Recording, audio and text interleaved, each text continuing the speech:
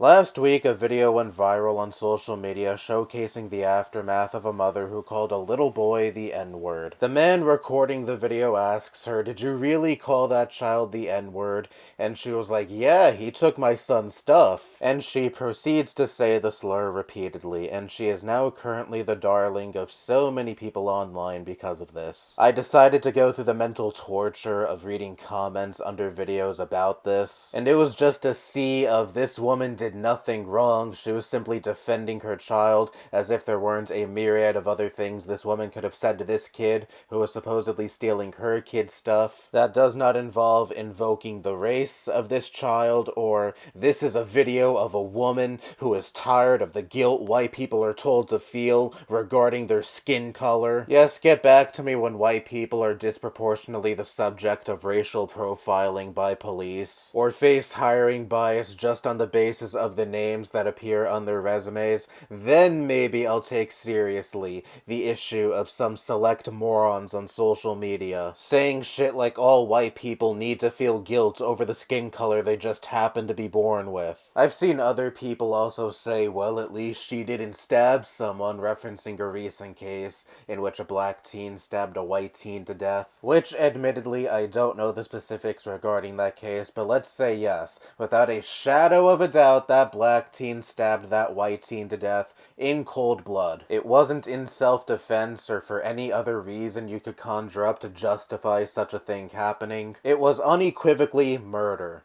Yeah, that's fucked up. I don't know what the fuck else you want me to say about that. His skin color had no bearing on his actions. If the roles were swapped, I would think no differently. And if we're going by that logic, do you have anything to say about the fact that school shootings are disproportionately committed by white dudes? It's almost like you're selectively cherry-picking instances of violent crime to suit a narrative. And I've even seen people bring up the supposed criminal record of the guy recording the video saying he has a pending sexual assault case involving him molesting a teenager. Now, I have seen people say the case was dropped and the allegations were bogus, and others say the case is still ongoing. Look, even if the guy did engage in that disgusting action, yes, that's vile, but you want to know what I also think is vile? A grown adult calling a child a racial slur. The only defense I have seen for this woman is deflection to other people's horrible actions, or supposed horrible actions if they did indeed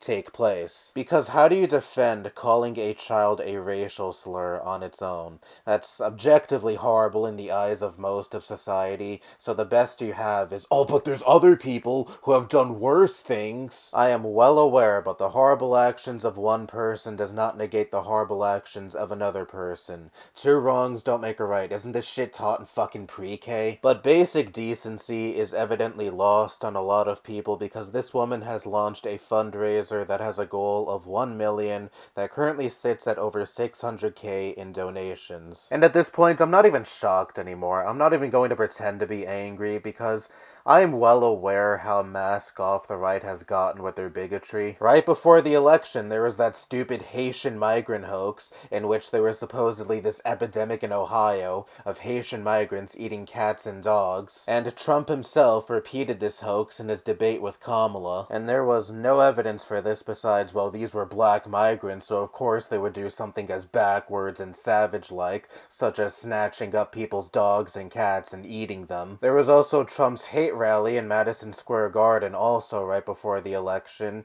where Stephen Miller said America is only for Americans, aka white people. And there's also the hysteria surrounding migrants in general. We see no shortage of horror stories these days of law-abiding immigrants being snatched up by ICE and falsely label them as gang members, and that is justification enough to ship them off to what is essentially a concentration camp in El Salvador. So in the midst of all of this, seeing all of these people rally behind a woman for calling a child the N-word is the least surprising thing ever to me. MAGA has had no problem letting their bigotry slip for a while now, but they have especially felt emboldened after Trump's win. He won the popular vote. Now, it wasn't the Reagan-level landslide like Trump and his supporters like to make it seem it was, but even still, most of the voter base in November were like, "I'm at the very least willing to put up with extreme bigotry if it means my personal inconveniences, such as high prices in stores, go away. How's that working out, by the way? And that's the apathy problem that is so rampant in this country that I've talked about before. I know, even most Trump voters aren't the extreme MAGA types who would cheer this woman on. But most voters in November were still like, yeah, I'm fine with minority groups suffering. I'm fine with bringing perceived legitimacy to hatred with my vote if it means my personal inconveniences are done away with, and that's why I'm not shocked at all when it comes to the level of support this woman is receiving. We have always had a disturbing amount of extremely hateful people in this country, unfortunately. It's just that for the longest time they did a better job at concealing just how hateful they are. But now they feel more emboldened than ever and feel no need to conceal their hatred for any longer because they know a disturbing amount of people in this country will just go whatever in response to their bigotry. This country is vile and apathetic, and this is something I've observed for a long time at this point, so I'm not shocked anymore, and you shouldn't be shocked at this point either. Anyway, that's all I have to say. Bye-bye.